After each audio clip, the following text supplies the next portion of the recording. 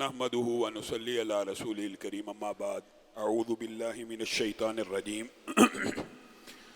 ما سلککم فی سقر قالوا لم نک من المصلین۔ معزز سامعین گرامی قدر، آج آپ کے سامنے اسلام کے نہایت اہم اور بنیادی رکن کے حوالے سے چند گزارشات کو رکھنا ہے۔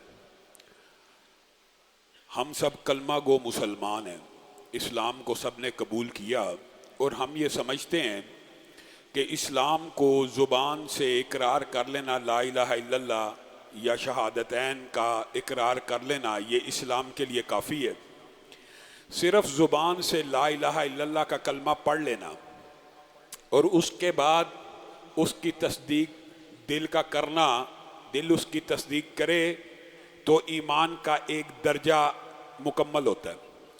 لیکن اس کے بعد ایک درجہ ہے کہ جس کے بغیر اسلام اور کلمہ اور دین مکمل نہیں ہے، وہ درجہ ہے عمل کا۔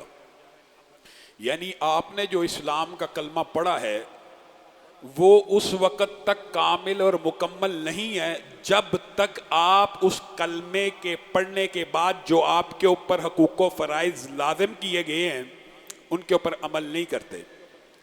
اللہ رب العزت کلام حمید میں ارشاد فرماتے ہیں کہ جہنمیوں سے جب پوچھا جائے گا ما سلککم فی سقر، تمہیں جہنم میں کس چیز نے پہنچایا، تو پہلا جواب جہنمیوں کا کیا ہوگا؟ قالوا لم نک من المصلین، ہم نمازوں کو نہیں تھے پڑھتے، ہم نے نماز کو بڑا معمولی سمجھا ہوا ہے، اور ہم یہ سمجھتے ہیں کہ ایک بندہ ایک دن میں 2 نمازیں پڑھ لے، ایک بندہ ایک دن میں 3 نمازیں پڑھ لے، 4 پڑھ لے۔ میرے بھائیوں، یہ بات یاد رکھیں کہ کل قیامت کے دن جو پہلا سوال انسان سے ہونا ہے وہ نماز کا ہونا ہے۔ رسول اللہ صلی اللہ علیہ وسلم نے کہا پہلا سوال نماز کا ہوگا، جس کا یہ سوال درست ہو گیا باقی معاملات درست ہو گئے، جو اسی میں فیل ہو گیا وہ آگے چلے گا ہی نہیں، آگے چلے گا ہی نہیں۔ یہ بات یاد رکھیے کہ نماز 5 وقت کا ادا کرنا یہ انسان کے نامہ اعمال کو قائم کرنے کے لیے لازم ہے۔ انسان نیکیوں کے اعمال کرتا ہے لیکن اس وقت تک کسی نیکی کو تولا ہی نہیں جانا جب تک اس کی نماز درست نہیں ہونی۔ ایک انسان اگر عقیدے کے اعتبار سے یہ سمجھتا ہے کہ نماز پڑھے بغیر بھی اسلام مکمل ہے، نماز پڑھے بغیر بھی اسلام مکمل ہے، تو میرے بھائیوں یہ مبالغہ نہیں ہے، یہ کسی مولوی کا قول نہیں ہے، فتویٰ نہیں ہے، یہ رسول اللہ صلی اللہ علیہ وسلم، اجماع صحابہ، اجماع محدثین، اجماع تابعین ہے کہ اگر زمین کے اوپر کوئی کلمہ گو مسلمان یہ سمجھتا ہے کہ نماز پڑھے بغیر بھی اسلام مکمل ہے اور نماز نہ پڑھنے سے اسلام کو کوئی فرق نہیں پڑتا، اجماع صحابہ، اجماع امت ہے، رسول اللہ صلی اللہ علیہ وسلم کے متعدد فرامین سے اس بات کا نچوڑ اور اخذ کیا گیا ہے کہ وہ بندہ دائرہ اسلام سے خارج ہے۔ پھر لوگ کہتے ہیں یہ مولوی بڑی سخت باتیں کرتے ہیں، اسلام سے متنفر کرتے ہیں۔ جو چیز اسلام کے اندر ہے گنجائش، اس میں آزادی ہے، آسانی ہے، جس میں گنجائش نہیں مولوی اپنی طرف سے گنجائش دے سکتا ہے۔ حضرت ابو بکر کو جب آپ نے خلافت سنبھالی تو لوگوں نے یہی کہا تھا کہ آپ اتنی سختی کر رہے ہیں، ابھی اسلام تازہ تازہ ہے، اور وہ کس عمل کے بارے میں تھا؟ زکوٰۃ کے منکروں کے والے تھے۔ جو عقیدہ رکھے کہ نمازیں 5 نہیں ہیں، 4 پڑھنے سے بھی اسلام کو فرق نہیں پڑتا، 3 سے بھی اسلام کو فرق نہیں پڑتا، وہ بندہ دائرہ اسلام سے خارج ہے، اس نے اسلام کو نہیں سمجھا۔ ہاں، جس بندے کا عقیدہ ہے کہ 5 اسلام میں فرض ہیں، پڑھتا 3 ہے، پڑھتا 4 ہے، پڑھتا 5 ہے، اس کا حکم الگ ہے۔ اس بندے کے بارے میں اس کا جنازہ پڑھا جائے گا، نہیں پڑھا جائے گا، اس کو مسلمانوں کے قبرستان میں دفن کیا جائے گا، نہیں کیا جائے گا، اس کے بارے میں آپ کو علماء کی آراء مل جائے گی۔ لیکن کوئی ایک رائے اس بارے میں آپ کو نہیں ملے گی کہ کوئی بندہ یہ سمجھتا ہے 4 نمازیں پڑھنے سے اسلام قائم رہتا ہے، 3 نمازیں پڑھنے سے اسلام قائم رہتا ہے۔ کوئی ایک محدث، کوئی ایک عالم، کوئی ایک مفتی، صحابی، تابعین، رسول اللہ صلی اللہ علیہ وسلم بھی کسی ایک کا بھی فتویٰ موجود نہیں ہے اس کا اسلام مکمل رہتا ہے. وجہ دلیل آپ سنیں گے سمجھ آ جائے گی. حضرت ابو بکر نے مانعین زکوٰۃ جن کا یہ عقیدہ تھا کہ زکوٰۃ نہ بھی دیں تو اسلام مکمل ہے، ان کے خلاف کیا کیا تھا؟ جہاد کیا تھا. ان کے خلاف کیا کیا تھا؟ جہاد. ان کے خلاف تلواروں کو نکالا تھا اور کیا کہا تھا؟ یہ مرتد ہو گئے ہیں. جو بندہ زکوٰۃ کو لائٹ لے اور لائٹ سمجھے کہ اس کے بغیر بھی اسلام مکمل ہے تو اجماع صحابہ اور حضرت ابو بکر کے نزدیک وہ مرتد ہے، کافر ہے، اس کے خلاف تلوار اٹھا کے اس سے جہاد کیا جائے گا. تو جس بندے کا عقیدہ یہ ہو کہ نماز کے بغیر بھی اسلام مکمل ہے، نماز پہلے آتی ہے کہ زکوٰۃ؟ نماز پہلے آتی ہے. تو میرے بھائیو یہ مسئلہ بڑا سینسٹیو ہے، بڑا حساس ہے، لیکن ہم اس مسئلے کی حساس لا دینا لمن لا صلاۃ لہ، اس کا کوئی دین نہیں جس کی نمازیں 5 نہیں ہیں. اس کا کوئی دین نہیں، اس کا دین اسلام سے تعلق ہی نہیں ہے. لا حظ فی الاسلام، اس کا اسلام کے اندر کوئی حصہ نہیں ہے جس کی 5 نمازیں مکمل نہیں ہے. رسول اللہ صلی اللہ علیہ وسلم نے یا قرآن پاک میں کبھی بھی ایک آیت آپ کو یہ نہیں نظر آئے گی نماز پڑھو. ہمیشہ کیا آئے گا؟ قائم کرو، قائم کرو، مستقل پڑھو. 5 پڑھنی ہیں، 5 لازم ہیں، 5 ضروری ہیں، 5 کے بغیر دین کامل مکمل نہیں ہے. ان تابوا واقاموا الصلاۃ وآتوا الزکاۃ فاخوانکم فی الدین. اللہ کہہ رہا ہے، مولوی کہہ رہا ہے اگر وہ توبہ کر لیں اور توبہ کے بعد نمازوں کو قائم کر لیں اور زکاتیں دینا شروع کریں پھر تمہارے مسلمان بھائی ہیں، ورنہ نہیں ہیں. ورنہ نہیں ہے. اگر نماز قائم کر لیں تو تمہارے مسلمان بھائی ہیں، اور اگر نماز قائم کر لیں فخلوا سبیلہم، پھر ان کا راستہ چھوڑ دو، پھر ان کے خلاف جہاد کو ترک کر دو، پھر ان کے خلاف تلواریں نہ اٹھاؤ. گویا اسلام کی بنیادی شرط ہی نماز ہے. 27 روزے گزر گئے، 27واں روزہ شروع ہو جانا، 27ویں رات ہے. انسان ہر نیکی کا عمل کرتا رہے، انفاق فی سبیل اللہ کرتا رہے، روزے رکھتا رہے، اگر 5 نمازیں نہیں پڑھی تو نامہ اعمال میں نہیں تلنا، کچھ بھی نہیں تلنا. میزان ہی قائم نہیں ہونا، میزان ہی قائم نہیں ہونا. میزان اس کا قائم ہونا ہے جس نے اپنی زندگی کے اندر 5 نمازوں کو قائم کیا. اور یہ رسول اللہ صلی اللہ علیہ وسلم سے، احادیث سے، قرآن پاک سے، وَأَقِيمُوا الصَّلَاةَ وَلَا تَكُونُوا مِنَ الْمُشْرِكِينَ، نماز کو قائم کرو اور مشرکوں میں سے مت ہو. بندے کے اسلام میں اور کفر میں، رسول اللہ کا فرمان ہے کہ مولوی کا، اسلام اور کفر میں حد فاصل کیا ہے؟ نماز. جس نے نماز کو ترک کیا جان بوجھ کے، اس نے کیا کیا؟ کفر کیا. اس نے، یہ ساری احادیث ہیں، یہ صرف آپ کے سامنے تیزی سے رکھ رہا ہوں، یہ ساری احادیث ہیں، رسول اللہ کے اقوال ہیں کہ بندے کے کفر اور اسلام کے درمیان تفریق کرنے والی چیز کیا ہے؟ نماز. جس نے نماز ہی نہیں پڑھی گویا اس کا دین کے ساتھ کوئی تعلق نہیں ہے. جس نے جان بوجھ کے نماز چھوڑ دی اس نے کیا کیا؟ کفر کیا. اس نے اللہ کی شریعت کا انکار. کچھ چیزیں ہیں جو اللہ نے فرض کر دی ہیں. ہاں نماز کی اہمیت بھی ہے، نماز کے اجر و ثواب بھی ہیں، نماز کے مناقب بھی ہیں، نماز کے فضائل بھی ہیں. یہ اتنی عظیم عبادت ہے کہ رسول اللہ صلی اللہ علیہ وسلم کے اوپر احکامات کہاں سے اترے؟ آسمان سے. کہاں پر؟ زمین پر. لیکن جب نماز کی فرضیت کی باری آئی رسول اللہ کو آسمان پہ طلب کر لیا گیا، رسول اللہ کو آسمان پہ بلا لیا گیا. اس لیے کہتے ہیں نماز مومن کی معراج ہے، نماز آنکھوں کی ٹھنڈک ہے.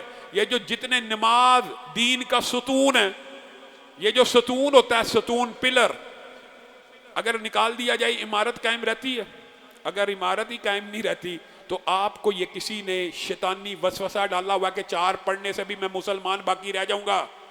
ہمارے اوپر تو علماء کے اوپر یا مولویوں کے اوپر الزام لگانا آسان ہے، یہ جی بڑے سخت فتوے دیتے ہیں. اللہ کی قسم یہ ہمارا فتویٰ نہیں ہے، یہ رسول اللہ صلی اللہ علیہ وسلم کا فتویٰ ہے، اصحاب رسول کا فتویٰ ہے کہ نماز کے بغیر کوئی دین نہیں، نماز کے بغیر کوئی اسلام نہیں. اور جتنی تعذیبیں ہیں، جتنی وعیدیں ہیں بے نمازی کے لیے، معراج کی رات میں رسول اللہ گئے تھے اور آپ کو مختلف منظر دکھائے گئے. ایک منظر یہ بھی تھا، ایک آدمی کے سر کو بار بار کچلا جا رہا ہے. یہ وہ ہے جو نماز کے وقت اٹھتا نہیں تھا، بار بار کچلا جا رہا ہے. آپ کے سامنے یہ موضوع بڑا طویل ہے. اللہ کے فضل و کرم سے اس رمضان میں 20 دن میں نے نماز کی اہمیت اور اس کی فضیلت اور مرد کے اوپر نماز با جماعت مسجد میں فرض ہونے کے اوپر لیکچر دیے ہیں، یوٹیوب کے اوپر موجود ہیں. آج اس کا نچوڑ اور خلاصہ آپ کے سامنے رکھنا ہے، اور اگر جو تفصیل سے سننا چاہتا ہے وہ یوٹیوب کے اوپر جا کے ان 20 لیکچرز کو سن سکتا ہے. پہلی بات یہ سمجھنے کی ضرورت ہے، نماز ہر مسلمان مرد عورت بالغ عاقل کے اوپر فرض ہے، اور اس کی ابتدا دیگر جتنے بھی آپ اعمال دیکھیں ذرا غور کریں، سارے کے سارے ان کی لائبلٹی یا ان کا فرض ہونا انسان کی بلوغت کے بعد ہے. فرض یہ بھی بلوغت کے بعد ہے، لیکن واحد ایسا عمل ہے جو بلوغت سے پہلے بھی اگر بچہ 10 سال کی عمر میں نہ کرے اس کو مارنا ہے. اب 10 سال کے بچے کے اوپر نماز فرض ہوتی ہے؟ نہیں، سب کو پتا ہے نا، بالغ ہونے کے بعد فرض ہوتی ہے. تو پھر 10 سال کے بچے کو مارنا کیوں ہے؟ اس لیے کہ یہ جو بیچ میں 1 2 3 سال کا وقفہ ہے، اس میں اس کی عادت پختہ ہو جائے. پختہ کریں گے، اور اس پختہ کرنے کے لیے مار کی ڈانٹ کی اسلام میں بتائیے کہاں پہ اور کس عمل کے ساتھ رسول اللہ نے اس چیز کی اجازت دی ہے کہ اگر بچہ 10 سال کا ہو تو اس کو ڈانٹ ڈپٹ کے تادیباً مار پیٹ کے بھی نماز میں ساتھ لے کے جاؤ. 10 سال کے اوپر تو فرض نہیں ہے. گویا یہ انتہائی اہم فریضہ ہے کہ جس کی عادت بچپن ہی سے انسان کو ڈالنی ہے. اور اول ہر عبادت عادت ہوتی ہے، اول ہر عبادت عادت ہی بنا کے بچوں کو سکھانی چاہیے. بعد میں وہ عبادت ہو جاتی ہے، خشوع خضوع پیدا ہو جاتا ہے. میرے بھائیو، پہلی بات تو یہ ہے کہ آج کے بعد اپنا یہ ویژن نظریہ کلیئر کر لیجئے کہ رسول اللہ صلی اللہ علیہ وسلم کے فرامین اور اصحاب رسول کے فرامین سے یہ بات واضح ہے کہ جس نے نماز کو ترک کیا وہ کافر ہو گیا، اس نے کفر کیا. اور اسلام اور کفر میں فرق ہی نماز کا ہے. اور اسلام کے اندر جس نے نماز نہ پڑھی اس کو اللہ رب العزت نے کلام حمید میں کہہ دیا وہ مشرکوں میں سے مت ہو جانا. گویا بے نمازی ہونا بہت بڑا وبال ہے. اتنا اہم مسئلہ، اتنی اہمیت والا مسئلہ، اور اگر امت اس سے ہی غافل ہے تو بتائیے دیگر اعمال اور دیگر نیکیاں کا بتانے کا کیا فائدہ ہے؟ ایک بندہ نماز ہی نہیں پڑھتا، اس کا نامہ اعمال تلنا ہی نہیں ہے. وہ ہزاروں تسبیحات پڑھ لے، وہ سینکڑوں قرآن پڑھ لے، کل قیامت کے دن اس کا نامہ اعمال ہی تلنا ہی نہیں، قائم ہی نہیں ہونا. اسلام کی جو 5 بنیادیں ہیں ان میں سے کسی کے اندر بھی انسان کمزور ثابت ہو گیا، نامہ اعمال میزان قائم نہیں ہوگا. یہ بات اپنے عقیدے کے اندر، اپنے دماغ کے اندر اس چیز کا عقیدہ راسخ کر لیجئے. ہاں، اس نماز کے پڑھنے کے جو اجر و ثواب ہیں یا فضائل ہیں وہ ایک الگ باب ہے کہ نماز پڑھنے سے ہوتا کیا ہے. اور میرے بھائیوں، آپ کو اس کی اہمیت کا ادراک تب ہوگا، اس کی اہمیت کا ادراک تب ہوگا اگر آپ رسول اللہ کے فرامین کو غور سے پڑھیں. کل قیامت کا دن ہوگا اور سب نے فوت ہو جانا، کہنے والے نے بھی، آپ نے بھی، سب نے چلے جانا ہے. اس میں کوئی ایسی بات نہیں ہے کہ دل دہلانے والی، سب نے مرنا ہے. اور سب نے ایک دن اجتماع عظیم میں اپنے رب کے سامنے کھڑا ہونا ہے. اور اس دن کی حدت، شدت، گرمی، ہر چیز آپ جانتے ہیں. اور اس دن کے اوپر زبانوں پہ مہر ہونی ہے، کسی کو بولنے کی اجازت نہیں ہونی. انبیاء خوف سے کپ کپا رہے ہوں گے، انبیاء. تو انسان کی کیا حیثیت ہے اور وقت ہے امتیوں کی. اس دن انسان نے بولنا نہیں بولنا. رسول اللہ صلی اللہ علیہ وسلم نے فرمایا یہ نماز نہیں ہے، ابھی نماز کا دباچہ اور تمہید ہے. میں کل قیامت کے دن اپنے امتیوں کو پہچان لوں گا.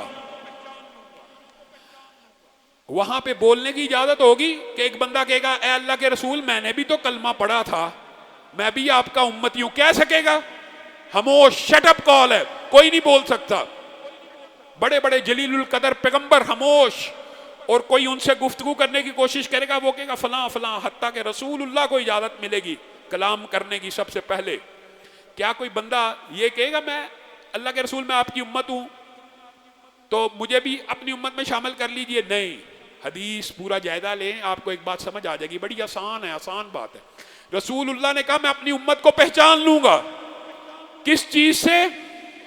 ان کے وضو کے اعضاء چمک رہے ہوں گے اور میں اپنی امت کو ان وضو کے اعضاء کی وجہ سے پہچان لوں گا. جس کے چمک نہیں رہے ہوں گے وہ امت میں شمار ہوگا. کتنی عام فہم بات ہے. ایک بندہ لاکھ کلمے پڑھتا رہے، لاکھ نیکیاں کرتا رہے، نمازیں پوری نہیں ہیں، اس کے وضو کے اعضاء چمک نہیں رہے، وہ جتنا مرضی شور کرے مجھے امت محمدیہ میں شامل کر لو، اس کو شامل کیا جائے گا. رسول اللہ صلی اللہ علیہ وسلم نے خود اپنے صحابہ کو یہ کہا. صحابہ نے پوچھا آپ اپنی امت کو کیسے پہچانیں گے؟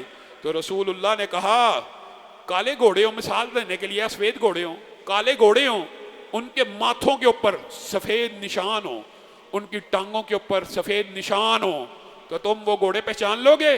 جی ہاں پہچان لوں گا. صحابہ نے کہا جی ہاں پہچان لیں گے. تو رسول اللہ صلی اللہ علیہ وسلم نے کہا جب میرے امتی اٹھیں گے اس طریق اور اندھیرے دن کے اندر ان کے سارے وضو کے اعضاء روشن ہوں گے، چمک رہے ہوں گے، میں محمد صلی اللہ علیہ وسلم پہچان لوں گا یہ میری امت کے افراد ہیں.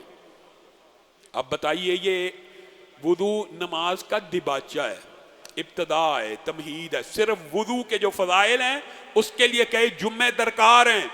مختصر کرتا ہوں ایک حدیث، یا آپ یوں کہہ لیں کہ ہاں 4 احادیث کا اگر مفہوم آپ کے سامنے رکھوں تو وہ یہ ہے کہ جو بندہ نماز نہیں ابھی پڑھی، نماز کی نیت سے وضو کرتا ہے، نماز نہیں پڑھی صرف نماز پڑھنے کی نیت سے وضو کرتا ہے، رسول اللہ صلی اللہ علیہ وسلم کی ساری احادیث کا مفہوم یہ ہے جب ہاتھ دھوتا ہے ہاتھ کے گناہ معاف، جڑ گئے. کلی کی زبان کی جتنی خیانتیں، جھوٹ، غیبت، گالی، بدہدی، کسی کے اوپر لان تان کرنا، سارے گناہ معاف. ناک میں پانی ڈالا معاف، چہرے کو دھویا سارے گناہ جڑ گئے. یہاں تک کہ بندہ جب وضو سے فارغ ہوتا ہے، پاؤں دھو چکا ہوتا ہے، سر سے لے کے پاؤں کے ناخن تک سارے کے سارے گناہ معاف ہو جاتے ہیں. ابھی نماز پڑھی ہے، ابھی تو وضو کیا ہے تو سارے گناہ معاف ہو گیا. تو نماز کا اجر و ثواب کیا ہوگا؟ اگر آپ وضو کر کے سوئیں، رسول اللہ صلی اللہ علیہ وسلم نے کہا آسمان سے ایک فرشتہ اتر آتا ہے، آسمان سے ایک فرشتہ اترتا ہے. وضو کر کے آپ سوئیں، آپ ہیں وضو کر کے، آسمان سے ایک فرشتہ آپ کے ساتھ پوری کی پوری رات بسر کرتا ہے.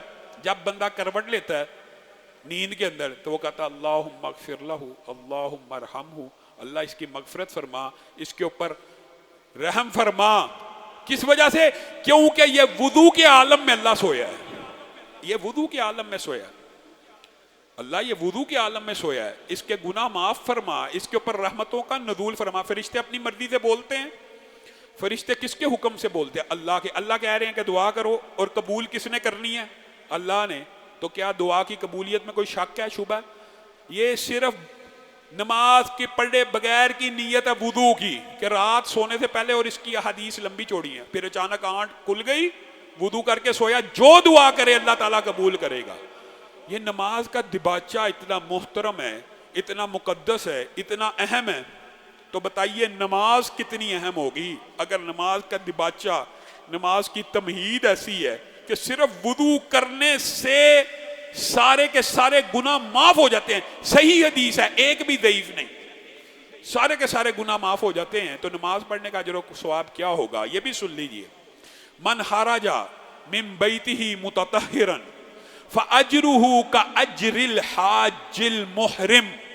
جو بندہ نماز با جماعت ادا کرنے کے لیے گھر سے وضو کر کے نکلتا ہے، یہ اہمیت گھر سے وضو کرنے کی ہے. اور میری بہنیں بیٹیاں، ان تمام فضائل و مناقب میں گھر بیٹھے شامل ہیں. اللہ کی کتنی عطا ہے.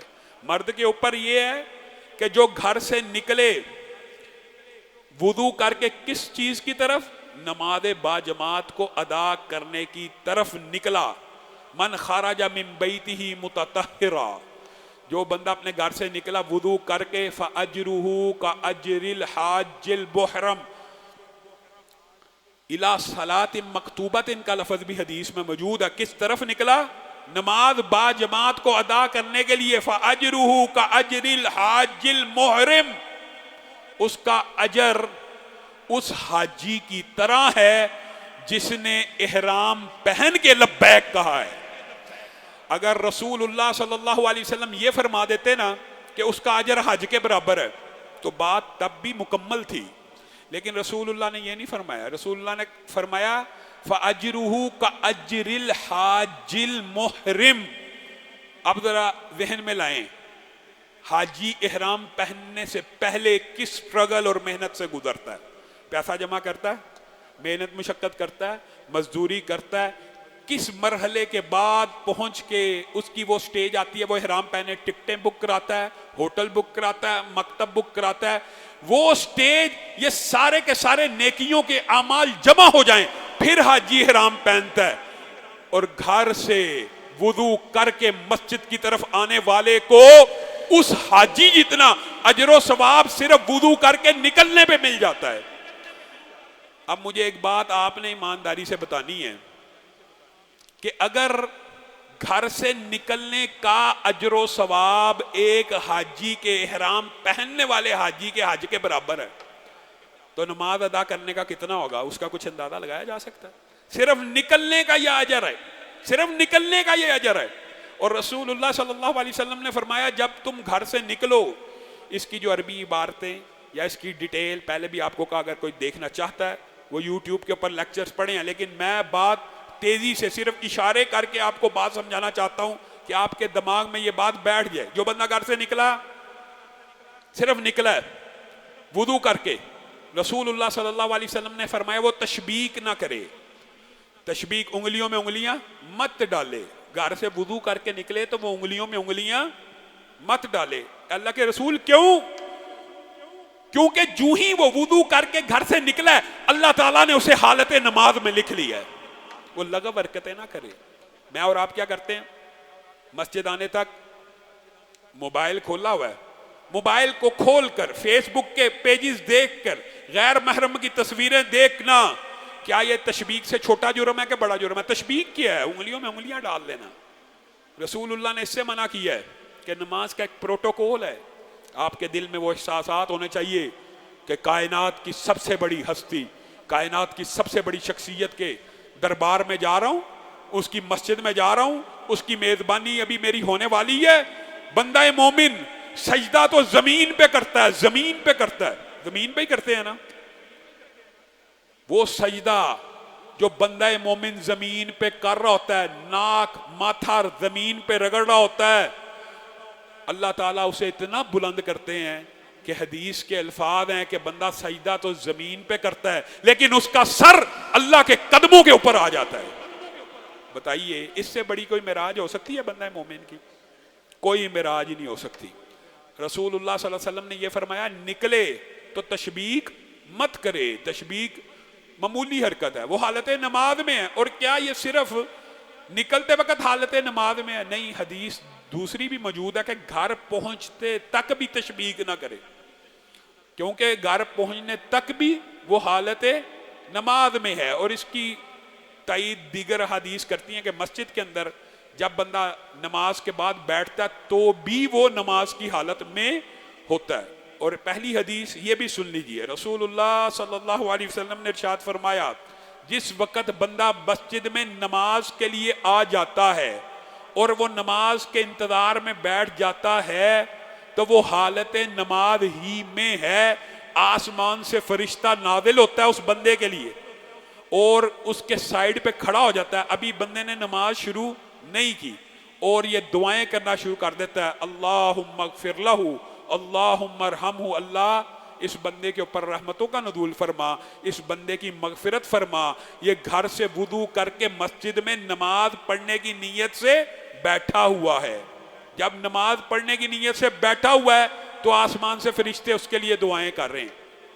تو جب نماز پڑھ لے گا یا نماز کو ادا کر لے گا، حقیقت میں نماز کو ادا کرنے کی کوئی فضیلت، یہ نماز کے دیباچے، نماز کے مقدمے، نماز کے بعد کی فضائل تو آپ کو مل جائیں گے، لیکن اکیلی نماز ادا کرنے کا جو روز ثواب جو ہے اس کا میں اور آپ اندازہ بھی نہیں کر سکتے.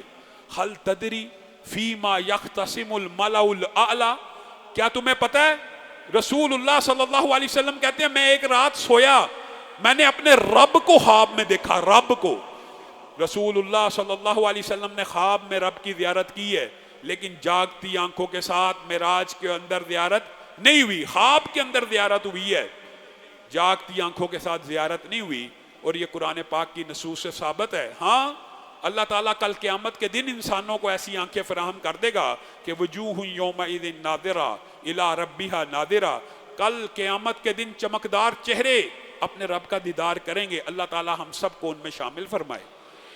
رسول اللہ صلی اللہ علیہ وسلم نے کہا میں نے ایک رات خواب دیکھی اور میں نے اپنے رب کو بہت خوبصورت پایا اور میں نے رب کا دیدار کیا، تو میرے رب نے مجھ سے پوچھا ہل تدری فیما یختصم الملأ الاعلی، اے محمد صلی اللہ علیہ وسلم آپ کو علم ہے کہ یہ جو مقرب ملائکہ، عظیم الشان ملائکہ اور فرشتے کس بات کے اوپر جھگڑا کرتے ہیں؟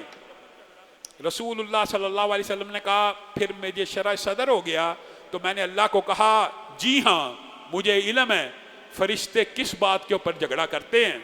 فرشتے کفارات کے بارے میں جھگڑا کرتے ہیں، اور کفارات کیا ہیں؟ کفارات کیا ہیں؟ المشی علی الاقدام الی جماعات، انسان کا چلنا اپنے قدموں کے اوپر نماز باجماعت کے لیے، جو بندہ گھر سے چل کر مسجد میں آتا ہے اس کا اجر و ثواب لکھنے کے لیے اللہ کے برگزیدہ فرشتے اور پیغمبر آپس میں جھگڑا کرنا شروع کر دیتے ہیں۔ فرشتوں والے ملائکہ، اللہ کے برگزیدہ مقرب ملائکہ کیا جھگڑا کرتے ہیں؟ میں نے لکھنا ہے، اس بندے کا اجر میں نے لکھنا ہے۔ کس بندے کا؟ جو چل کے آ رہا ہے۔ ایک وہ ہے، اور دوسرا وہ ہے جو ایسے عالم میں وضو کرتا ہے جس وقت وضو کرنا مشکل ہو، اس کے بارے میں بھی فرشتہ جھگڑا کر رہے ہیں۔ اور تیسری بات والمکسو، اور مسجدوں میں ٹھہرنے والے نماز کا انتظار کرنے کے لیے بھی اس حدیث کی تشریح میں شامل ہیں، اور نماز کے بعد دوسری نماز کا انتظار کرنے والے بھی اس حدیث میں شامل ہیں۔ اور اس کے لیے ایک الگ حدیث بھی موجود ہے کہ جو بندہ نماز کے انتظار میں مسجد میں بیٹھتا ہے، یہ نماز سے قبل کا مفہوم ہے، اس کے لیے بھی فرشتے آپس میں جھگڑے ہیں، اس کا اجر میں نے تحریر کرنا ہے۔ اور جو نماز ختم ہونے کے بعد اگلی نماز کے انتظار میں مسجد میں بیٹھ جاتا ہے، فَذَلِكُمُ الرِّبَاطُ، تو رسول اللہ نے کہا یہ تو جہاد فی سبیل اللہ ہے، جہاد فی سبیل اللہ ہے۔ مسجدوں میں نماز کے لیے آنا جہاد فی سبیل اللہ جیسا ہے، یہ حدیث بھی موجود ہے۔ اور ہر بندہ مومن جب بھی وضو کر کے گھر سے نکلتا ہے اور مسجد کی طرف آتا ہے، رسول اللہ صلی اللہ علیہ وسلم نے فرمایا اس کے لیے ہر آنے پر 2 محلات آسمان پہ تعمیر کیے جاتے ہیں، ہر آنے پر۔ اور اس کی وجہ یہ ہے جس نے آنا اس نے جانا بھی ہے، تو ایک آنے پر اور ایک جانے پر۔ اسی طرح جو بندہ مسجد آتا ہے اس نے واپس تو جانا ہے نا، 2 محلات تعمیر ہوتے ہیں۔ اور بعض محدثین نے پیش کے اعراب کے فرق کے ساتھ یہ کہا کہ اس کے لیے 2 میزبانیاں بھی تیار ہوتی ہیں۔ ایک نماز کے لیے جو بندہ اپنے گھر سے نکلتا ہے، ایک دن میں 5 نمازوں کے لیے بندہ نکلتا ہے، تو ایک دن میں 10 محلات اور 10 میزبانیاں آسمان پر تیار ہوتی ہیں، 10 میزبانیاں۔ اور اس میزبانی میں سے ایک میزبانی کی اگر آپ ہلکی سی جھلک دیکھیں تو رسول اللہ صلی اللہ علیہ وسلم نے فرمایا کل قیامت کے دن جنتی کی جو میزبانی ہوگی، زمرد کا ایک محل ہوگا، یاقوت کے کمرے ہوں گے، اور بعض روایات میں یاقوت کا محل ہوگا اور زمرد کے کمرے ہوں گے۔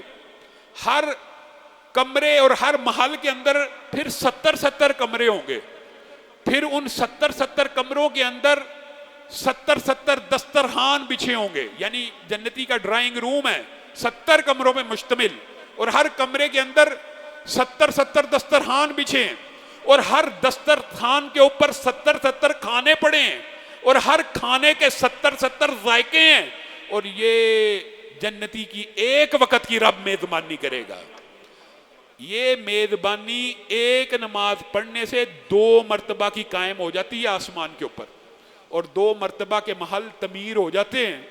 جس بندے کے ایک دن میں 10 محل، ایک ماہ میں 300 محل، 300 میزبانیاں جنت میں تیار پڑی ہیں، اگر وہ مر جائے تو کیا اللہ تعالیٰ اسے جہنم میں ڈال دے گا؟ محل تو جنت میں بن رہے ہیں، اور میرے بھائیو یہ جتنے بھی وظائف اور اذکار ہیں جنت میں لا حول ولا قوت الا باللہ پڑھنے سے جنت میں محل، سبحان اللہ والحمدللہ ولا الہ الا اللہ واللہ اکبر ولا حول ولا قوت الا باللہ پڑھنے سے جنت میں محل، یہ اتنے محلات جو بندے کے قائم ہو جاتے ہیں، جس بندے کے ہزاروں محل جنت میں قائم ہیں، تو جب قیامت کا دن آئے گا اللہ تعالیٰ اسے جہنم میں ڈالے گا.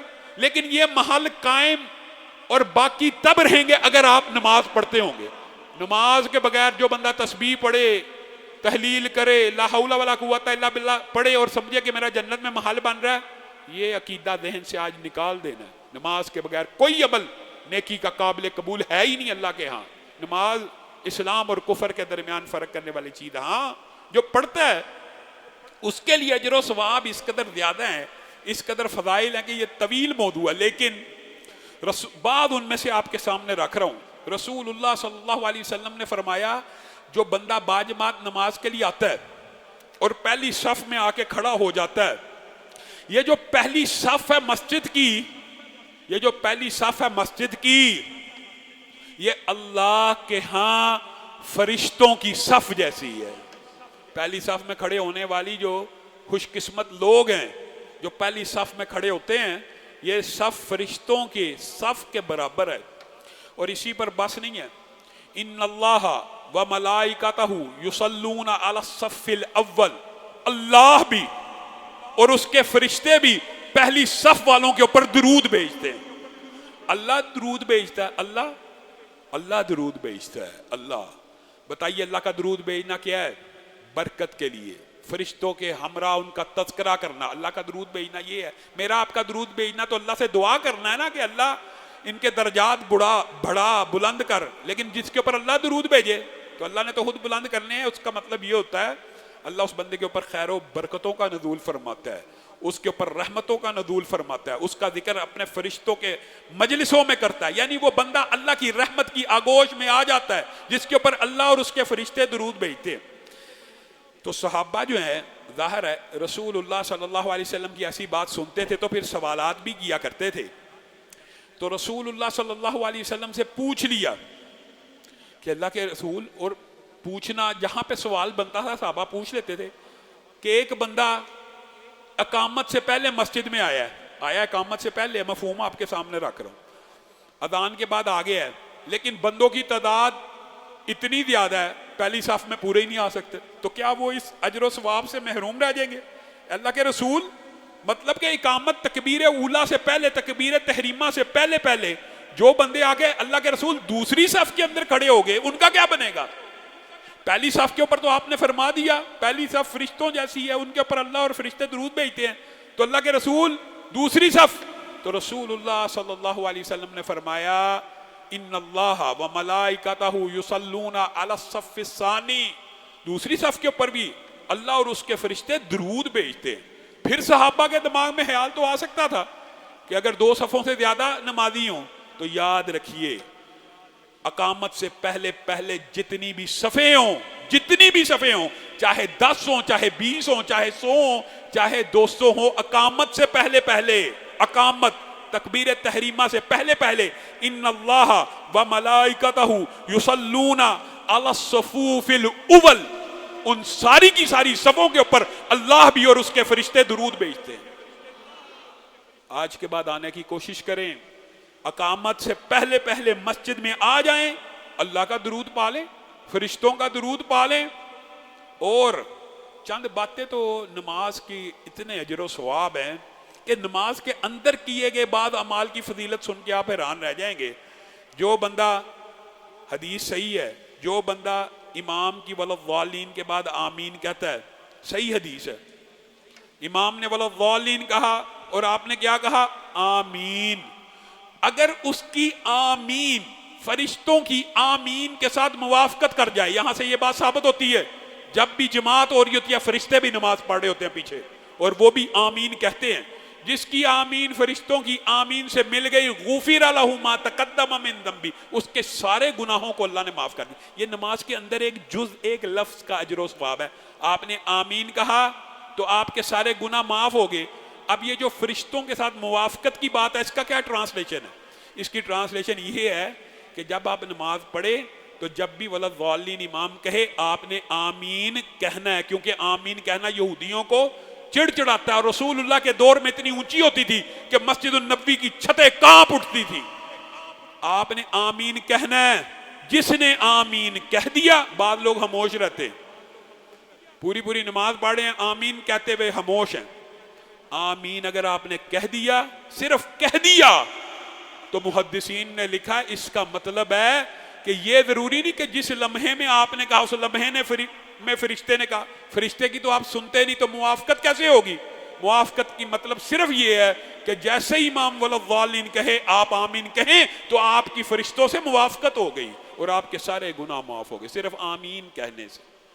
یہ نماز اتنی بڑی عبادت ہے کہ رسول اللہ صلی اللہ علیہ وسلم نے فرمایا ان اللہ و ملائکتہ یصلون علی الذین یصلون الصفوف، اور بعد میں صف، اللہ اور اس کے فرشتے اس بندے کے اوپر درود بھیجتے ہیں جو صفوں کو ملاتا ہے۔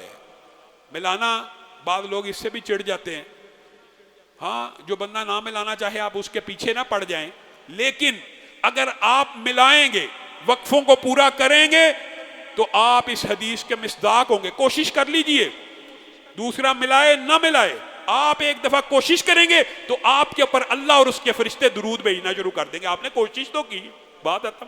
یہ نہیں کہ اس کے پیچھے ہی چڑھ جائیں اور وہ اگر نہیں ملانا چاہتا اس کو مسئلہ سمجھائیں۔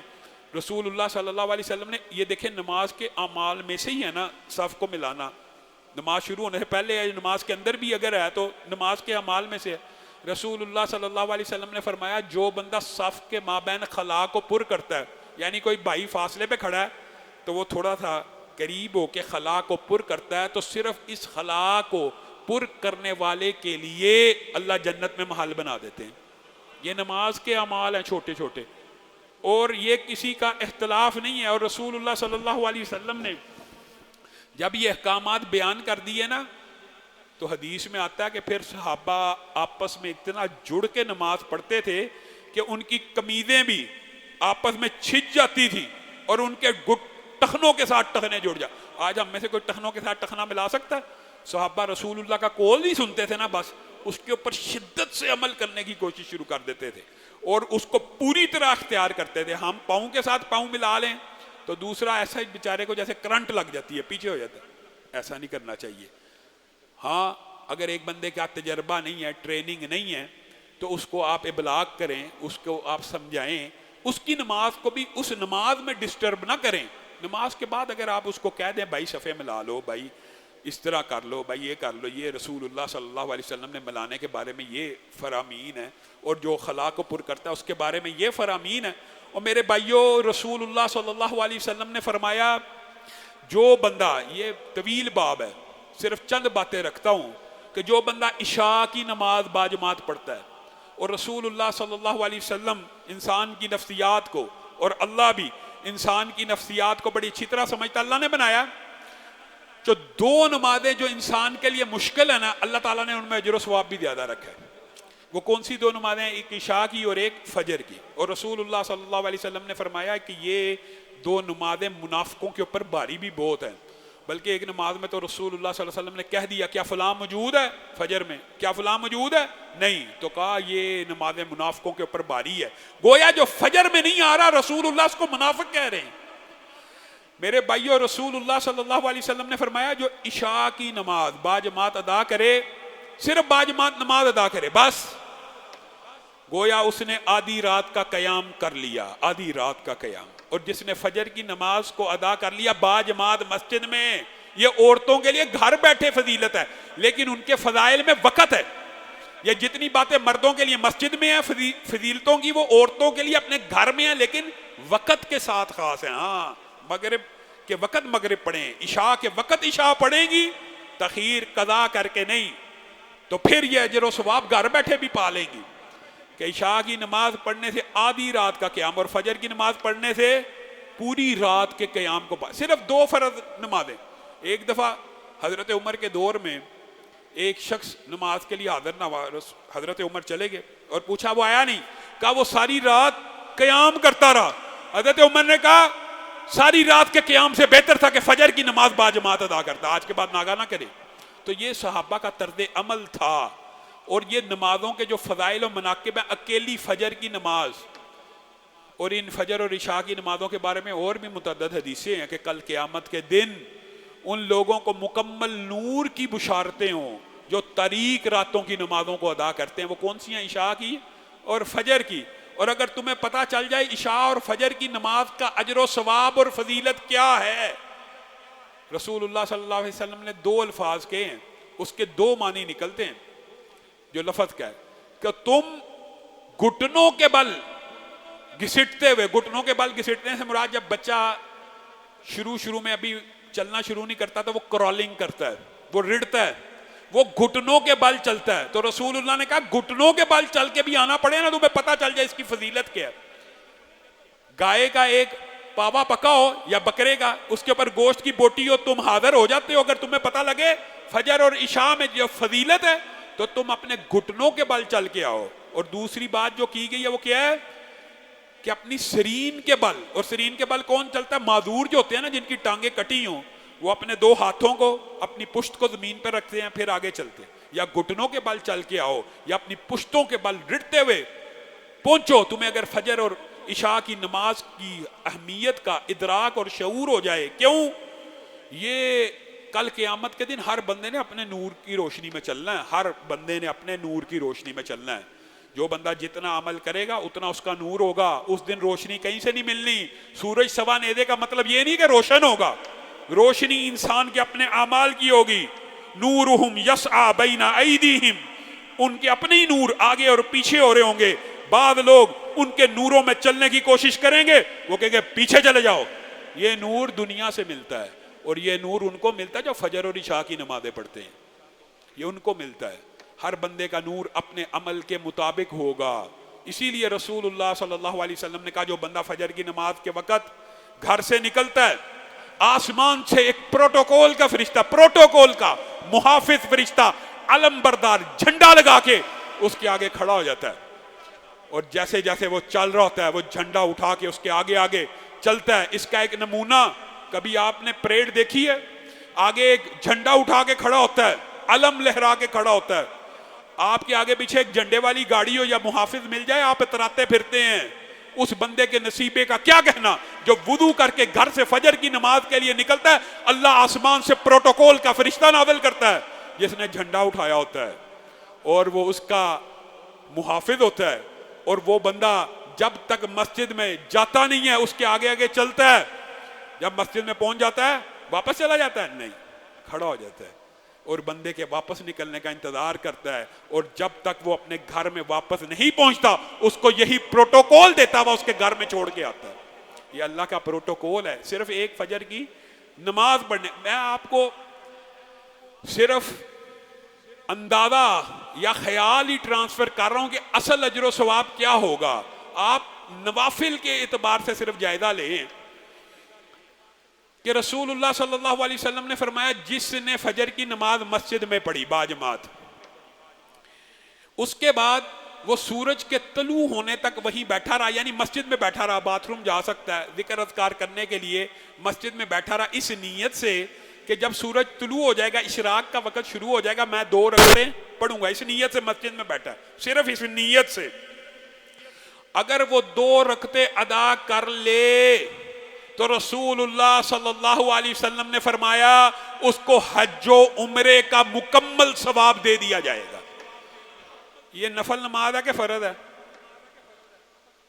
نفل نماز فجر کی جماعت کے بعد بیٹھ کے انتظار کر کے پڑھنے کی نیت سے بیٹھا ہوا ہے اور 2 رکعت پڑھ لی تو حج و عمرے کا ثواب مل گیا. تو جو فرض ادا کیا اس کا ثواب کیا ہوگا؟ اس کے ثواب کا میں اور آپ ادراک اور شعور بھی نہیں کر سکتے. اس لیے جنت کے اندر بہت بہت بلند درجے بھی ہوں گے لیکن ملنے اسی کو ہیں جو نمازی ہے اور ملنے اسی کو ہیں جو مسجد کا باجماعت نمازی ہے. یہ بھی خام خیالی اور معاشرے میں غلط العام ہے. مرد کی نماز گھر میں نہیں ہوتی، جیسے مسلمان اور اسلام نماز کے بغیر مکمل نہیں ہے اسی طرح مرد کی نماز مسجد کے بغیر مکمل نہیں ہے. یہ فلسفہ بھی باطل ہے میرے بھائیوں. اور اشراق کی صرف یہ فضیلت ہے؟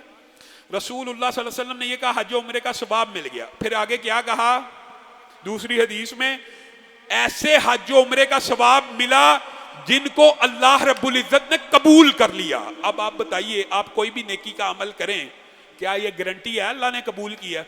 کوئی گارنٹی نہیں۔ لیکن ان 2 رکعتوں کی گارنٹی اللہ نے رسول اللہ کے ذریعے مجھے اور آپ کو دے دی ہے۔ جس نے یہ 2 پڑھ لی اس نے ایسا حج و عمرہ کیا جو اللہ نے قبول کر لیا ہے، قبول شدہ۔ اور پھر اسی پر بات پھر کا نہیں، 4 اسماعیل کی اولاد کے غلام بیٹوں کو آزاد کرنے کا اجر و ثواب ہے صرف 2 رکعتوں کے ساتھ۔ اسماعیل کی اولاد کیوں کہا؟ اس لیے کہ اسماعیل سے زیادہ حسب و نسب میں کوئی عالی سلسلہ اولاد آدم میں موجود نہیں ہے۔ ابراہیم ان کے والد ہیں، اور ایسے عظیم الشان پیغمبر اور نسب کے اعتبار سے اعلیٰ اور افضل ہیں کہ جب پیدا ہوئے، جب نبوت مل گئی، اس کے بعد قیامت تک کوئی ایک نبی بھی ان کے نسب سے باہر نہیں آیا۔ بتائیے اتنا عالی نسب، اس نسب میں سے اگر کوئی 4 غلام بیٹے ہوں ان کو کوئی آزاد کروائے تو اشراق کے 2 نفلوں کا یہ اجر و ثواب ہے۔ اگر اشراق کی 2 رکعتوں کا اجر و ثواب یہ ہے تو فرض نمازوں کا کیا ہوگا؟ یہ آپ نے خود ہی آئیڈیا لگانا ہے اور اندازہ لگانا ہے۔ میرے بھائیو یہ بات بھی سمجھ لیجئے کہ رسول اللہ صلی اللہ علیہ وسلم نے مرد کی نماز صرف مسجد میں فرض کی، اور اس کے دلائل بھی بے شمار اور متعدد ہیں۔ پہلی بات، وَارْكَعُوا مَعَ الرَّاكِعِينَ، رکوع کرنے والوں کے ساتھ رکوع کرو۔ اللہ تعالیٰ نے تو رکوع کرنے والوں کے ساتھ رکوع کرنے کا حکم دیا کہ اکیلے کرو، رکوع کرنے والوں کے ساتھ رکوع کرنے کا حکم ہے۔ پھر قرآن پاک میں صلاۃ خوف ہے۔ یہ ایک جو میں آپ کے سامنے بات رکھ رہا ہوں یہ ایک مفصل مضمون ہے، صرف آپ کو اشارے کر رہا ہوں۔ صلاۃ خوف ہے، وہ کس عالم میں ہے؟ جنگ میں۔ جنگ کے عالم میں رسول اللہ صلی اللہ علیہ وسلم سے مختلف طریقوں سے ثابت ہے۔ پہلے 1 رکعت ایک لوگوں نے پڑھنی ہے اور دوسری رکعت دوسرے لشکر کے حصے نے پڑھنی ہے۔ اگر نماز باجماعت بندہ مومن پہ فرض نہیں ہے اور اگر کوئی ادھر چلنا ہوتا تو حالت جنگ جس میں جان جانے کا اندیشہ وہاں چلتا کہ رسول اللہ جنگ میں کہتے اپنی اپنی نماز پڑھ لو، وہاں پہ بھی کیا کرائی؟ جماعت کرائی، اور جماعت کا طریقہ امت کو بتایا کہ حالت جنگ بھی ہو تو نماز قائم کرنی ہے کس کے ساتھ؟ باجماعت، باجماعت، باجماعت، باجماعت، اس کے بغیر نماز نہیں قائم کی۔ اور رسول اللہ صلی اللہ علیہ وسلم نے، آپ مجھے بتائیے ایسے نماز کے اندر انسان قبلے کی طرف پشت کر سکتا ہے؟ نماز کھڑی ہوئی ہے، انسان مڑ کے باہر چلا جائے آ جائے۔ یہ باجماعت نماز اتنی اہم ہے اللہ کے نزدیک کہ اس کی وجہ سے صلاۃ خوف میں اس طرح کے اعمال کی بھی چھوٹ دے دی کہ یہ کر لو لیکن نماز باجماعت نہیں چھوڑنی۔ ایک گروپ پورا منہ موڑ کے واپس چاہے چلا جائے لیکن نماز کو باجماعت ادا کرنا ہے۔ اور میں نے اور آپ نے باجماعت نماز کو یہ سمجھا ہوا کہ جیسے یہ بس افضلیت کا کام ہے، اللہ کی قسم افضلیت کا کام نہیں ہے۔ بندہ مومن کے اوپر نماز باجماعت ہی فرض ہے۔ یہ مسجدیں بنانے کا مقصد، یہ مساجد کو قائم کرنے کا مقصد، دین اسلام میں یہ کمیونٹی سینٹرز بنانے کا مقصد صرف یہ نہیں ہے کہ آپ نے جب دل کیا مسجد میں آگے۔ آپ کے اوپر لازم ہے کہ آپ نے مسجد میں 5 وقت حاضری دینی ہے، پورے دن میں 1.5-2 گھنٹہ آنے جانے کا ملا کے اگر آپ کے پاس اللہ کے لیے نہیں ہے تو پھر آپ نے زبان سے کلمہ پڑھا، آپ عمل کے مسلمان نہیں ہیں۔ اور آپ نے آج یہ ارادہ پختہ کرنا ہے کہ ہم نے نماز اگر ادا کرنی ہے، ایک تو پہلی بات نمازیں 5 ادا کرنی ہے، پھر دوسری بات یہ ہے وہ 5 نمازیں ہم نے مسجدوں میں ادا کرنی ہے۔ رسول اللہ صلی اللہ علیہ وسلم کے پاس عبداللہ ابن ام مکتوم آئے، اور آپ کو ان کی شان و عظمت کا پتہ ہے، واحد صحابی ہیں کہ جن کے بارے میں رسول اللہ صلی اللہ علیہ وسلم نے ذرا سا اعراض کیا۔ کفار مکہ کے ساتھ گفتگو کر رہے تھے تو عبداللہ ابن ام مکتوم آگے تو رسول اللہ کو ہلکی سی ناگواری گزری کہ میں اتنے رؤوسا قریش کے ساتھ گفتگو کر رہا ہوں۔ تو اللہ تعالیٰ نے کیا کہا؟ آباسا وتولی، پیارے حبیب آپ کا یہ عبداللہ ابن ام مکتوم کے آنے پہ ناگواری کا جو اظہار ہے یہ آپ کے رب کو پسند نہیں آیا۔ یہ اتنے عظیم اور جلیل القدر صحابی ہیں، یہ بوڑھے ہو گئے اور رسول اللہ صلی اللہ علیہ وسلم کی بارگاہ میں تشریف لے آئے اور اللہ کے رسول کو کہنے لگے یہ 4 حدیثیں ہیں جن کا مفہوم آپ کے سامنے رکھتا ہوں۔ 4 ان 4 حدیثوں میں کسی حدیث میں 4 عذر بیان کیے، کسی میں 5، کسی میں 3، یہ کل ملا کے 7 عذر بیان کیے، 7 عذر۔ اے اللہ کے رسول میں بوڑھا ہو گیا ہوں اور میں نبینا ہوں۔ نبینا تو آپ کو پتا ہے وہ تھے ہی، نبینا بھی ہیں اور بوڑھے بھی ہیں۔ اللہ کے رسول ہڈیوں کمزور پڑ چکی ہیں، ہڈیوں میں گودا موجود نہیں ہے۔ اے اللہ کے رسول کوئی قائد نہیں ہے، کوئی ایسا شخص نہیں ہے جو مجھے لے کے مسجد میں آ سکے اور میرے ساتھ واپس جا سکے۔ اے اللہ کے رسول میرے گھر اور مسجد کے درمیان کھجور کے درخت ہے۔ اے اللہ کے رسول میرے گھر اور مسجد کے درمیان جڑی بوٹیاں جھاڑیاں ہیں۔ اے اللہ کے رسول مدینہ ایک ایسا شہر ہے جس میں کیڑے مکوڑے پائے جاتے ہیں۔ اے اللہ کے رسول مدینہ ایک ایسا شہر ہے جہاں پہ درندے پائے جاتے ہیں۔ 7 عذر بیان کیے، 7 عذر۔ تیرے اور میرے پاس کتنے عذر ہیں؟ طبیعت خراب ہو گئی ہے، ہلکی سی بھی نزلہ ہو گیا ہے، مسجد جانے سے میں عاجز ہوں، مسجد جانے سے میں قاصر ہوں، یہ شرعی عذر ہے؟ یہ شرعی عذر نہیں ہے۔ یہ بوڑھا جو نبینا ہے، ہڈیاں کمزور ہیں، یہ رسول اللہ کے پاس آ کے اجازت مانگتا ہے، اللہ کے رسول مجھے اجازت دے دیجئے میں اپنے گھر میں نماز پڑھ لوں۔ رسول اللہ رحمت للعالمین ہے، اچانک اجازت دی، اور ایسا محسوس ہوتا ہے، محدثین نے لکھا بھی ہے کہ اجازت دے دی، اور رسول اللہ صلی اللہ علیہ وسلم کے اوپر اللہ کا چیک اینڈ بیلنس تھا۔ رسول اللہ بھی اجتہاد کیا کرتے تھے، جو قبول ہوتا تھا اللہ اس کو جاری رکھتا تھا۔ یہاں پہ رسول اللہ نے جو اجتہاد کیا کہ اتنے عذر پڑھ لے، محسوس ہوتا ہے آسمان سے وحی کا نزول ہوا، اور رسول اللہ نے کہا ٹھہر جا، پہلے کہا اجازت ہے اور پھر کہا رک جا، رک۔ کیا اذان کی آواز تیرے کانوں سے ٹکراتی ہے؟ تیرے گھر تک پہنچتی ہے؟ جی ہاں، اے اللہ کے رسول اذان کی آواز تو آتی ہے۔ یہ جو 4 روایات آپ کے سامنے مفہوماً بیان کی ہیں، لا اجد لک رخصا، ما اجد لک رخصا، تو پھر فاجب فاتحا، یہ سارے الفاظ حدیث کے ہیں۔ پھر اے عبداللہ ابن ام مکتوم، میں تیرے لیے کوئی رخصت نہیں پاتا، تجھے آنا پڑے گا، تجھے اس اذان کا جواب دینا ہوگا، تجھے اس اذان کے اوپر لبیک کہتے ہوئے مسجد کی طرف چل کے آنا پڑے گا، چاہے تیرا قائد نہیں ہے، چاہے رستے میں جڑی بوٹیاں، چاہے کھجور ہے، چاہے تو بیمار ہے۔ میرے اور آپ کے پاس کیا عذر ہے؟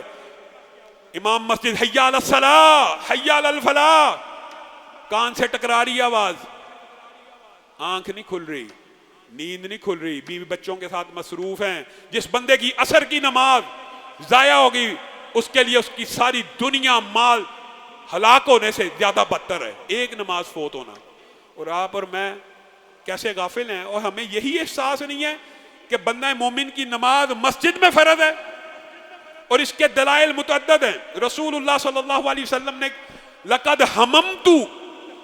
ہممت کا لفظ بھی بولا ہے، میں نے پختہ ارادہ کیا، پختہ ارادہ، میں نے پختہ ارادہ کیا کہ میں اپنی جگہ کسی بندے کو امام بناؤں اور ان گھروں میں چلا جاؤں جن گھروں کے مرد فجر اور عشاء کی نمازوں میں مسجدوں میں نہیں آتے، اور ان کے گھروں کو ان کے اوپر سے آگ لگا دوں۔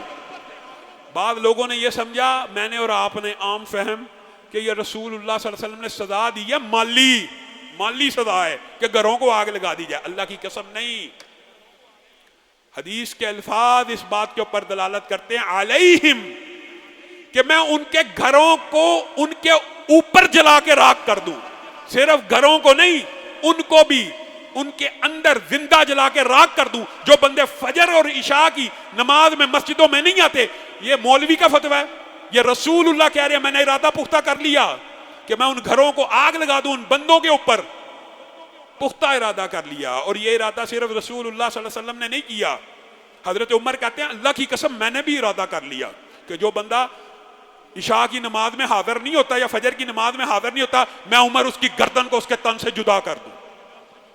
اور یہ صرف حضرت عمر نے نہیں کیا، امیر مکہ عتاب نے، جن کو امیر مکہ رسول اللہ نے اپنی زندگی میں بنایا تھا، انہوں نے مکہ جا کے جو پہلا اعلان کیا وہ یہ تھا، اے قریش مکہ سن لو، مجھے رسول اللہ نے امیر بنایا ہے، جو بندہ نماز میں حاضر نہیں ہوگا میں اس کی گردن کو اس کے تن سے جدا کر دوں گا۔ ریاست کی بھی ذمہ داری ہوتی ہے نظام صلاۃ قائم کرنے کی۔ مجھے بتائیے کہ یہ حدیث بھی اگر نماز کی اجازت ہوتی گھر میں پڑھنے کی، ایمانداری سے بتائیے، تو رسول اللہ آگ لگاتے؟ رسول اللہ یہ کہتے ہیں کہ عشاء کی اور فجر کی نماز منافقوں پہ باری ہے، مسجدوں میں نہیں آتے؟ کبھی نہ کہتے۔ اگر نماز کی اجازت ہوتی گھر میں پڑھنے کی تو رسول اللہ صلی اللہ علیہ وسلم اتنی سختی کرتے؟ اور رسول اللہ صلی اللہ علیہ وسلم کے حوالے سے، ان کی ذات کے حوالے سے امی عائشہ سے پوچھا گیا کہ آپ ہمیں ان کی بیماری کا واقعہ کیوں نہیں بیان کرتی؟ تو امی عائشہ نے جو واقعہ بیان کیا، انسان زاروں قطار رو پڑے۔ رسول اللہ کے اوپر بے ہوشی طاری ہے اور رسول اللہ ایک ہی جملہ بول رہے ہیں، کیا لوگوں نے نماز پڑھ لی ہے؟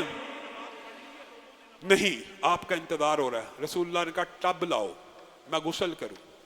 رسول اللہ نے غسل کیا اور نماز کے لیے کھڑے ہونے لگے، بے ہوش ہو گئے۔ یہ 3 دفعہ ہوا اور ہر دفعہ جب ہوش آیا تو کیا پوچھتے تھے؟ کیا لوگوں نے نماز پڑھ لی ہے؟ نہیں، اللہ کے رسول آپ کا انتظار کر رہے ہیں۔ پھر رسول اللہ صلی اللہ علیہ وسلم جب نکاحت کا عالم شدید ہو گیا تو کہا مرو ابا بکر فلیصلی بالناس، ابو بکر کو آگے کرو، وہ لوگوں کو نماز پڑھائے۔ ابو بکر نے بھی کہا، اور یہ روایت الگ ایک قصہ ہے، حضرت عمر کو حضرت ابو بکر نے کہا آپ پڑھائیں، حضرت عمر نے کہا آپ کا حق اولا ہے۔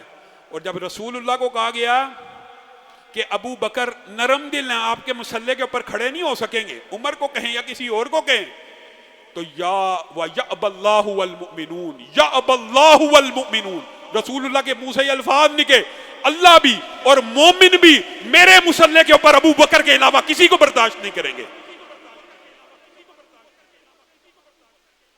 اور وہ جہلم کا رافضی مرزا ان صحابہ کے بارے میں زبان درازی کرتا ہے۔ انشاءاللہ ہم رمضان میں نماز روزہ اور تراویوں میں مصروف تھے، اس کا صحیح تعاقب نہیں ہو سکا۔ اگر عید تک یہ بدبخت لعین گرفتار نہ ہوا تو عید کے بعد پاکستان کے اندر ایک ایسی تحریک بپا ہوگی کہ آئی جی آفس کے سامنے دھرنا دیا جائے گا جب تک اس ملعون کو گرفتار نہیں کر لیا جاتا۔ سب شامل ہوں گے؟ ہاتھ اٹھا کر ود۔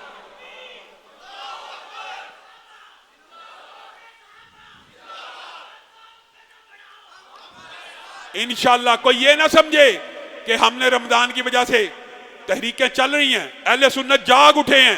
صحابہ کے اوپر تبرہ کرنے کی کسی کو اجازت اس وطن کے اندر نہیں دی جا سکتی۔ مجھے بتائیے، ہم روکتے ہیں اللہ کے لیے گستاخی نہ کرو، ہم فرقہ واریت بلاتے ہیں؟ کیسا بدبخت آدمی ہے وہ کہتا ہے یہ فرقہ واریت بلاتے ہیں۔ میں کہتا ہوں اللہ کے لیے آپ صحابہ کی گستاخی نہ کریں، یہ فرقہ واریت ہے؟ فرقہ واریت یہ ہے کہ صحابہ کے بارے میں بکواس کرنا، مسلکوں کو گالیاں دینا، مولویوں کو کتا کہنا۔ یہ کس قبیل کا انسان ہے جو اپنی ذات کے بارے میں تیرا ٹی وی پروگرام نہیں چلا؟ یہ مولوی جی کتوں سے بدتر ہیں، انہوں نے میرا ٹی وی پروگرام نہیں چلنے دیا۔ اپنی تیری ذات کی بات آئی تو تو اتنا سینسٹیو اور حساس ہے، اور تو کہتا ہے یہ صحابہ کے بارے میں حساس نہ ہو۔ طلحہ، زبیر، امی عائشہ، سیدنا امیر معاویہ کے بارے میں بکواس کرتے ہوئے کہتا ہے یہ گروہ جہنم کی طرف بلانے والا تھا۔ یہ انشاءاللہ عید کے فل فور بعد آئی جی آفس کے سامنے دھرنا دیا جائے گا۔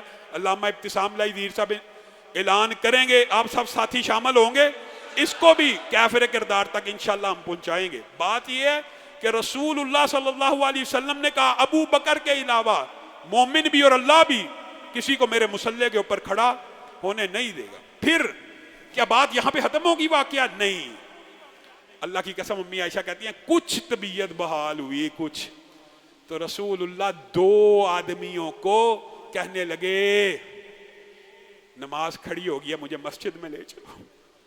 اور رسول اللہ صلی اللہ علیہ وسلم کے بارے میں امی عائشہ کہتی ہیں اللہ کی قسم مجھے آج بھی یاد ہے، رسول اللہ کے پیروں میں اتنی جان بھی نہیں تھی کہ وہ قدم اٹھا سکتے۔ مجھے آج بھی دماغ میں وہ لکیریں یاد ہیں جو رسول اللہ کے پاؤں کے گھسٹنے سے بن رہی تھی، اور رسول اللہ اس عالم میں مسجد کی طرف جا رہے تھے۔ اس نبی کا کلمہ پڑھ کے مسجدوں سے بھاگتے ہو، نزلہ ہو گیا ہے، آج مسجد میں نہیں جانا۔ یہ نبی کس بیماری کے عالم میں مسجد کی طرف جا رہا ہے؟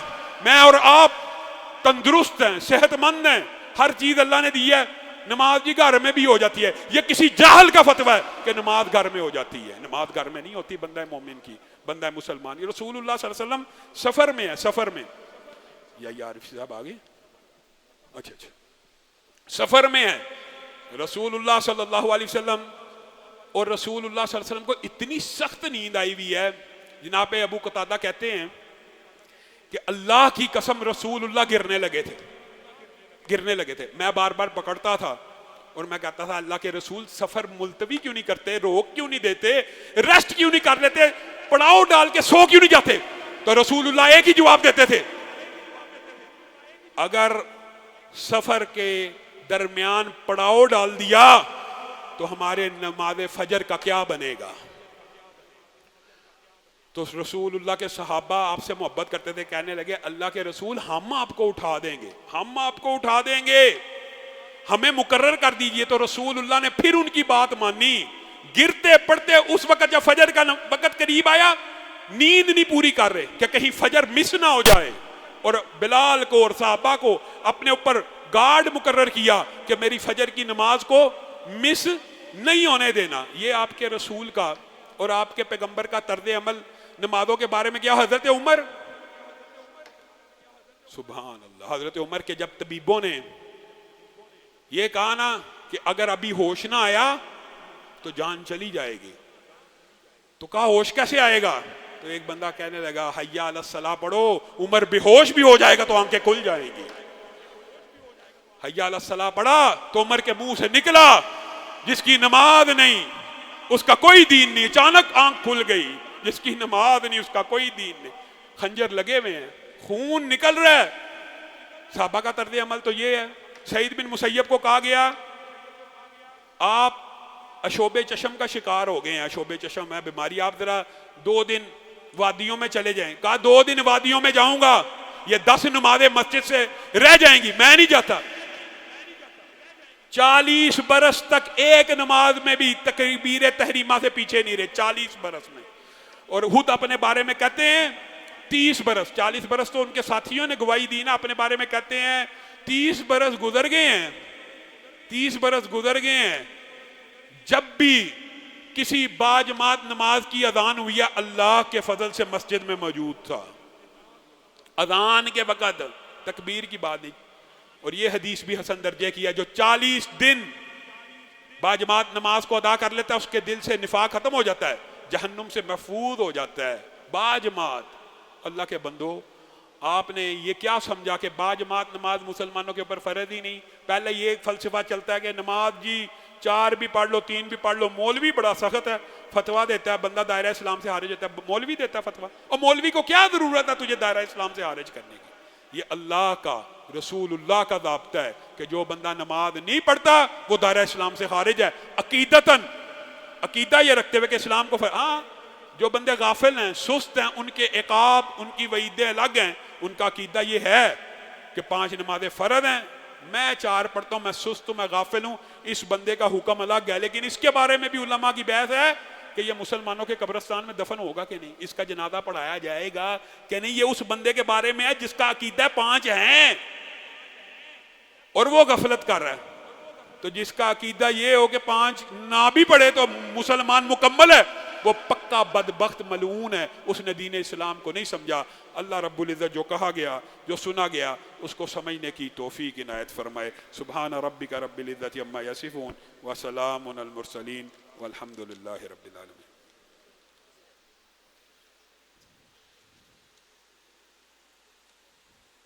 یہ اعلان کر دیں گاڑیوں کا.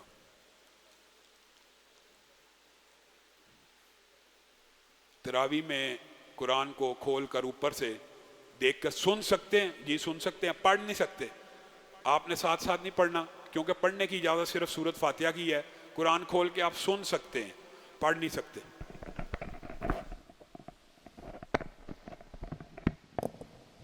السلام علیکم.